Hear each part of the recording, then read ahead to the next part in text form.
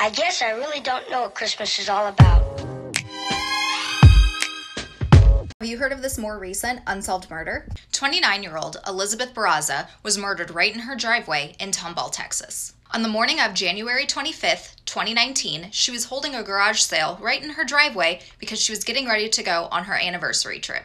To celebrate their 5-year wedding anniversary, Elizabeth and her husband were going to head down to Universal Studios, Florida. The two loved many fandoms, including Star Wars, and they were actually part of their Stormtroopers 501st group, where they did charity events at children's hospitals and other places. She had decided to do the garage sale because they wanted a little bit extra spending money to take with them for their fun trip. So she got started at 6 a.m. on January 25th. What happens next was caught on her neighbor's Ring camera. Follow in Heart for part 2.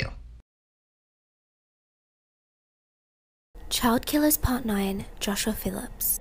In November 1998, when Joshua was just 14 years old, he stated that he was at home in Florida playing baseball with his neighbor, Maddie, who was only 8 years old, when he struck her in the eye and caused her to bleed.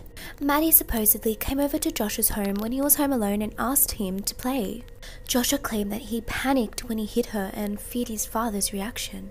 So to avoid this confrontation, Joshua strangled her with a phone cord and stabbed her 11 times. He then hid her body in his waterbed. Maddie was missing for a week until Joshua's mother, Melissa, was cleaning his room until she noticed his waterbed leaking. She found Maddie's dead body hidden in the base of the waterbed. This murder seemed to be motivated by Joshua's fear of his abusive father. Supposedly, he would have been very angry if Maddie was hurt at their home. Philip was charged as an adult. He was sentenced to life in prison.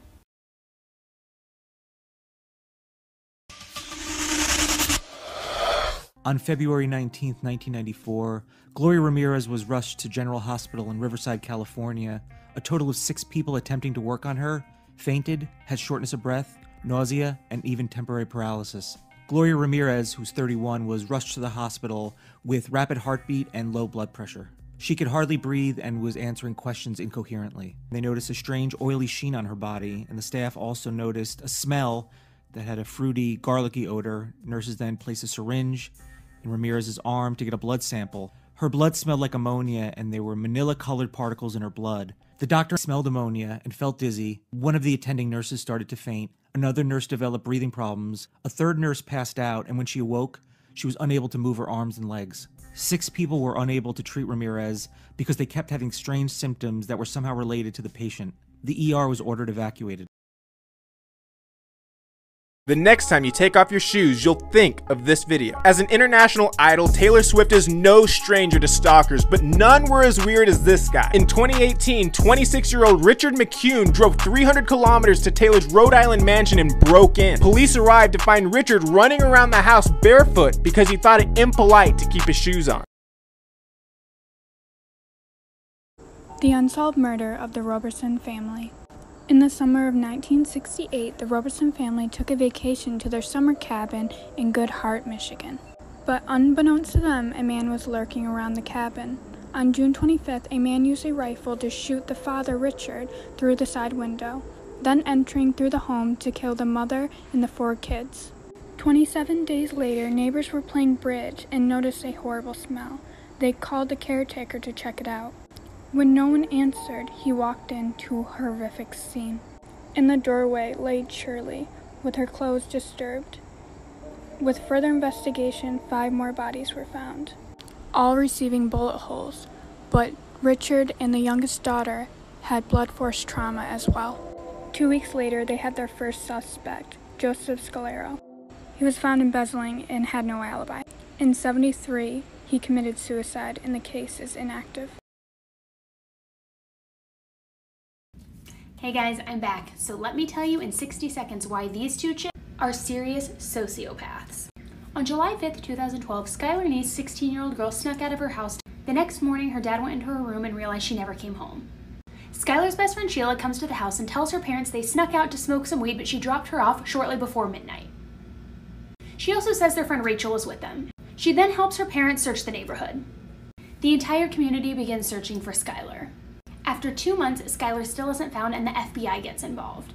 And they start questioning her schoolmates and her friends. The friend Rachel, who was with them that night, has a panic attack. She goes to police and confesses everything. She tells police that she and Sheila had planned Skylar's murder for literally months. They convinced her to sneak out that night, and then they stabbed her over 50 times. They had zero remorse and posted things like this on social media. I mean, are you even serious? The unsolved murder of the Black Dahlia. On January 15, 1947, the remains of a 22-year-old aspiring actress, Elizabeth Short, was found in Los Angeles, California.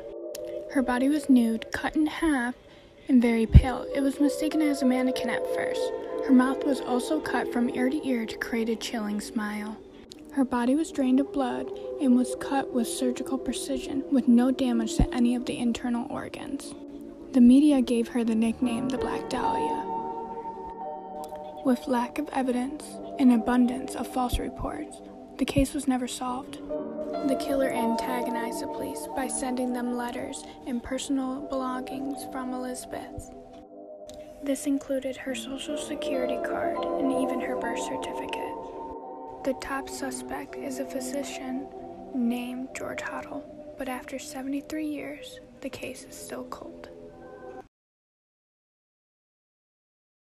A week ago, police responded to a 911 call at Reagan Hancock, just 21-year-old, her home that she shared with her husband Homer and their 3-year-old daughter.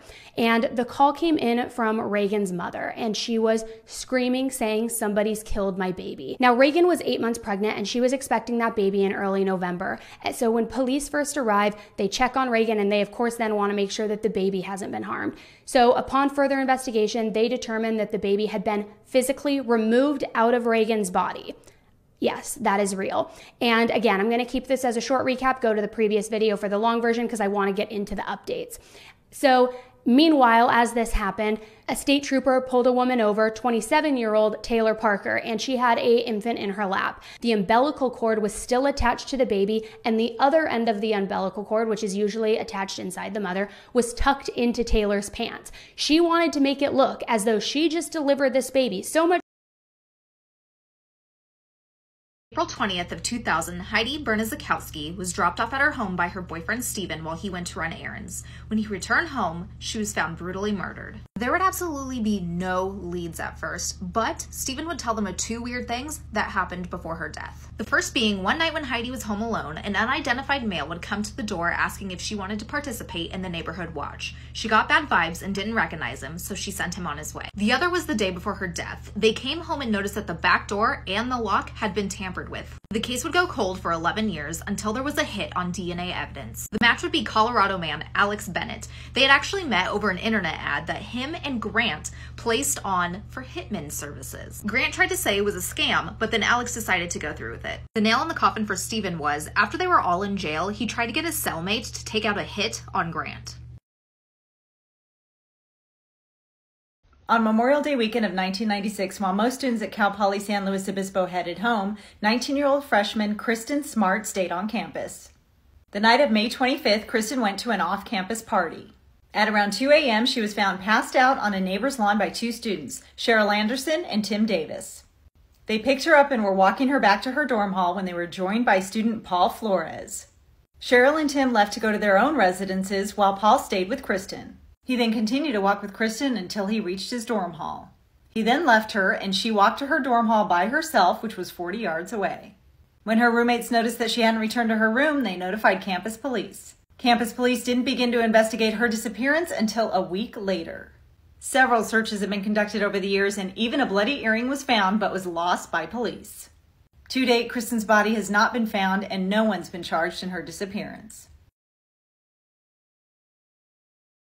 Today I'm going to be talking about the Jacob Wetterling case, which is the first case that got me into true crime. On October 22nd, 1989, Jacob Wetterling, his younger brother Trevor, and their friend Aaron Larson were biking home from a local convenience store.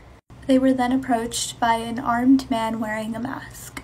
He ordered them to lie face down and then asked for each of their ages. He chose to keep Jacob and told Aaron and Trevor to run home and never look back. This was the last time that Jacob was ever seen alive. 10 months prior, there was a similar case, and the perpetrator was Danny James Heinrich. This made him the person of interest in Jacob's abduction. Heinrich cooperated with the police and led them to Jacob's body. He later confessed to kidnapping, molesting, killing, and burying Jacob. He was sentenced to a maximum of 20 years in prison. Okay, Crime TikTok, let's talk about sasaengs, or more commonly known as private life stalkers. Over the years, the K-pop community has been growing, and with an increasing fan base, there will be people who take it too far. To premise, a sasaeng is not a regular fan. There are people who will stalk their idols and their favorite band groups. They sneak private pictures of them in their hotel, chase them down, and buy private flight information. Some even go to the extremes of buying private phone informations. These people do not care if they harm their idols, they just want to be recognized and noticed. Some even go to the extremes of harming themselves for their idols. And one time a sasaeng gave a K-pop idol a glass of orange juice and put glue inside of it, which left the idol going to the hospital and coughing up blood. Sara Abe was forced to become a geisha by her parents as a punishment for being a very promiscuous child. Having been assaulted when she was younger, she began to rebel. She was ridiculed and mocked by the other geishas because she had not started when she was a younger teen, and basically called her a cheap hooker, and contracted syphilis, which can be extremely harmful for the brain. At the age of 31, she found employment at a restaurant, and had a fling with a man named Kituso Ashida. They frequently had intimate moments even though he was married. One night, Sara began choking him, and found out that he liked it too. But one night, Sara took it too far and he ended up dead. She then cut off his genitals and wore them under her kimono, as a means to keep him forever. Hi, I'm Kim and this is 1 Minute Murder. On March 11, 2003, the bodies of 3-year-old Julissa, 14-month-old John, and 2-month-old Mary Jane were discovered in Brownsville, Texas. Police said it was the most disturbing crime scene of their careers. The children had been smothered, stabbed, and mutilated. Their decapitated bodies were stuffed inside trash bags and found near a bedroom door. The killers were John Allen Rubio and their mother, Angela Camacho. John confessed to the murders and stated that he believed there was an evil presence in them. They also told authorities that the children were possessed. The couple apparently cleaned themselves off and had sex before decapitating their last victim, their 1-year-old son. During the trials, John's mother testified that she drank a 6-pack of beer on a daily basis while pregnant with him. She also said that Rubio made comments to her that God would tell him he was the chosen one. However, she didn't get her son any help because she didn't think he had a problem. More evidence from the trial suggests that John Rubio inhaled so much spray paint that he severely damaged his brain and may have been psychotic. Angela was sentenced to 3 life sentences for the gruesome murders and will be eligible for parole when she's 60 years old. On November 24, 2003, Rubio was sentenced to death and remains on death row in Livingston, Texas. Childhelp is a non-profit aiding victims of child abuse. The link is in my bio if you want to donate. Okay, Crime TikTok, let's talk about the brutal death of Lisa Marie. But before we start, I would like to say to please respect the lives of the people that are mentioned in this story. Had this show aired today, it would gain a lot of controversy, and when I was little, I was obsessed with it.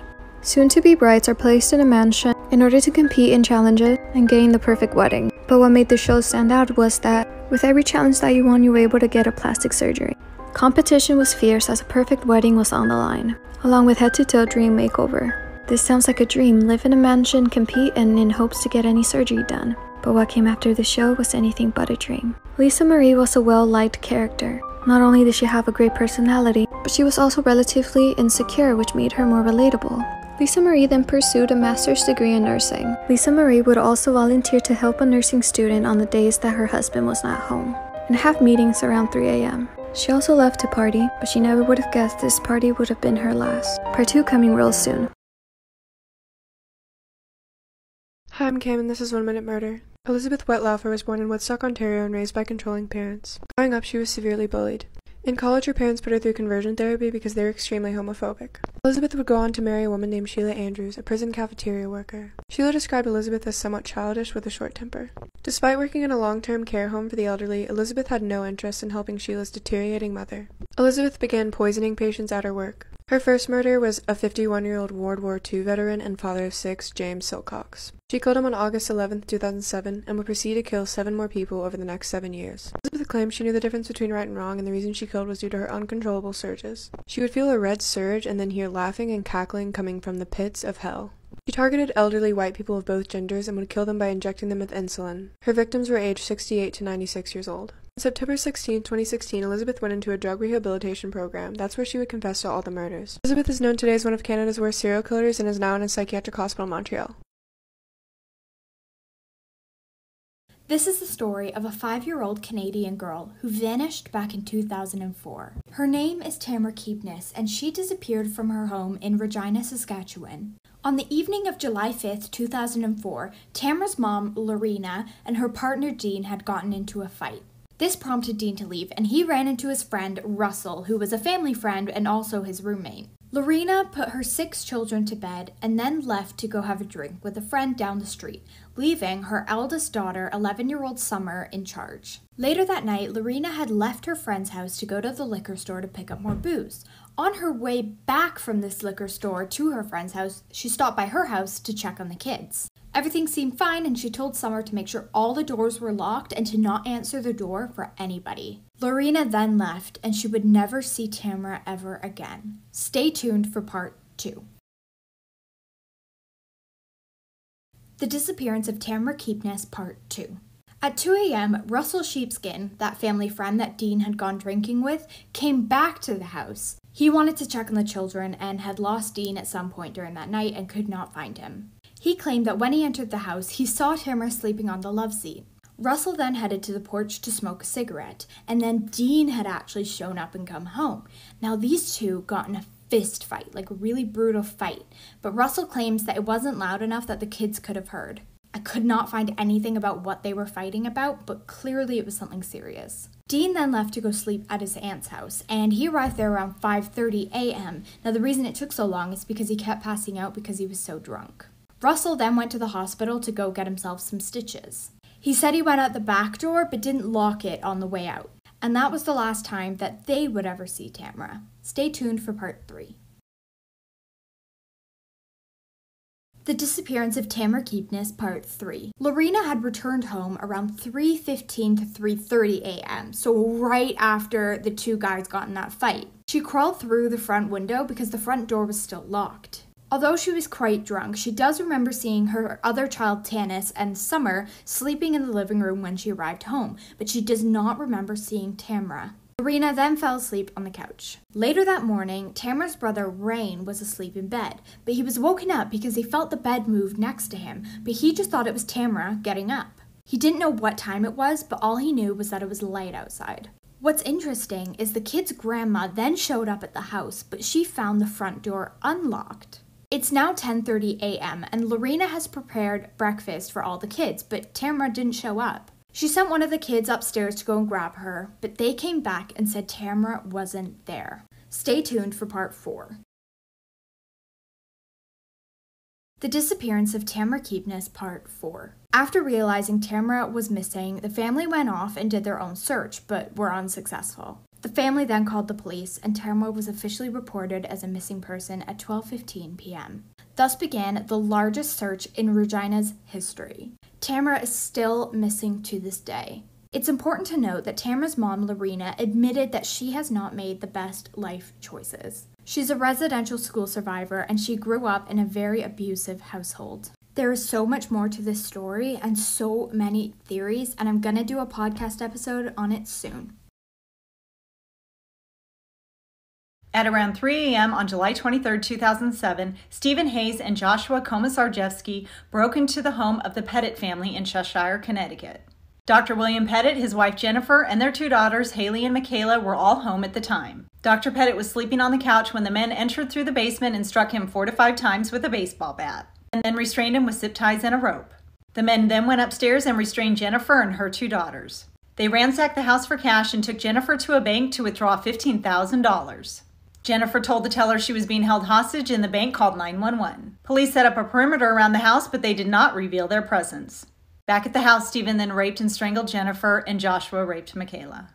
Dr. Pettit freed himself and escaped the house. The men poured gasoline on the house and lit it on fire. When the men tried to escape, they were arrested and confessed to the crimes.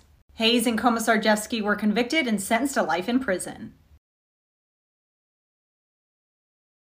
Here is a true crime story you probably haven't heard before. On December 28, 1965, Patricia and her sister Barbara left from dinner to go see a movie. The two were obsessed with Elvis Presley and went to go see one of his movies, Love Me Tender. They told their mom they'd be home by midnight. Now, that didn't happen.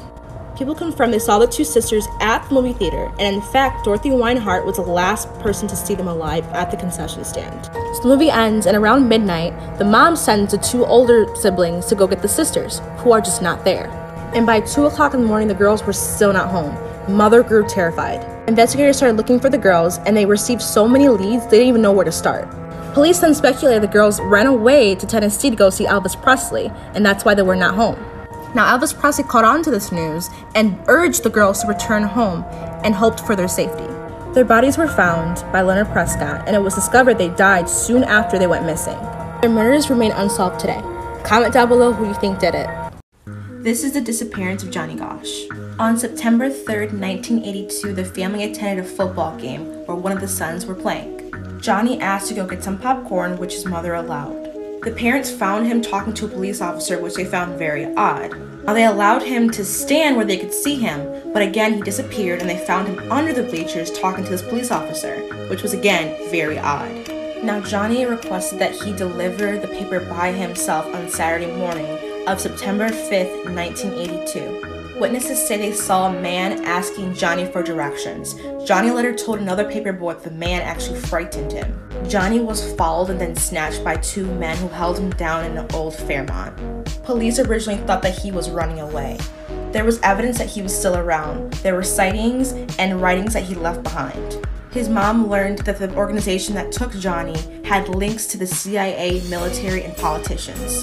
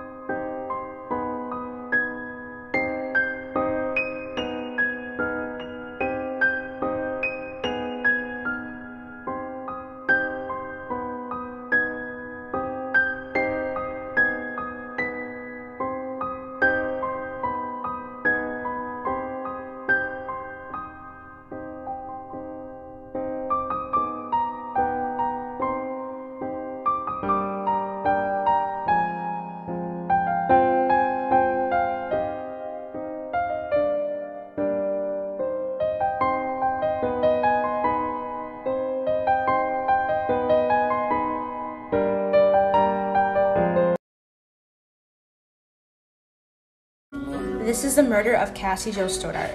On the night of September 22nd, 2006, Cassie was house sitting for her aunt and uncle while they were out of town. Her boyfriend, Matt Beckham, showed up to watch a movie with her. Cassie's friends, Brian and Tori, who were also 16 at the time, showed up shortly after. However, they didn't stay long because they wanted to watch a movie in a public theater. Now, before they left, they unlocked all the locks in Cassie's house because they were going to come back. The two snuck back in and messed with Cassie and her boyfriend by turning the lights on and off. She asked her boyfriend if she could stay with him for the night, but the mom declined. They hoped that she would come to the basement where they were hiding, waiting for her, where the circuit breaker was, but she did not. They decided to go upstairs instead and wait for her in masks. The two then brutally stabbed her to death as she fought for her life. The two then fled and recorded the aftermath of the murder. Stabbed her in the throat and I saw her lifeless body just disappear. Dude, I just killed Cassie. On the night of August 15, 2016, Austin Harriff was out to dinner with his father Wade when they got into an argument and Austin stormed out. He started walking down the street when he saw a dark figure named Daniel. Not knowing if the figure was real or not, he got scared and ran for help. He saw a light on in a garage and approached it. Michelle Mishcon heard someone in her garage, and when she saw Austin, she screamed, making Austin believe she was a witch. He threw her to the ground and began stabbing her. Michelle's husband, John Stevens, came into the garage and was also stabbed. The screams got the attention of neighbor Jerry Fisher, who ran to the house, was also attacked, but escaped, and called 911. When police arrived, Austin was on top of John, biting and chewing at his face. After struggling to get him off of John, officers were finally able to handcuff him. Austin is charged with 2 counts of first-degree murder, 1 count of attempted first-degree murder, and additional burglary charges.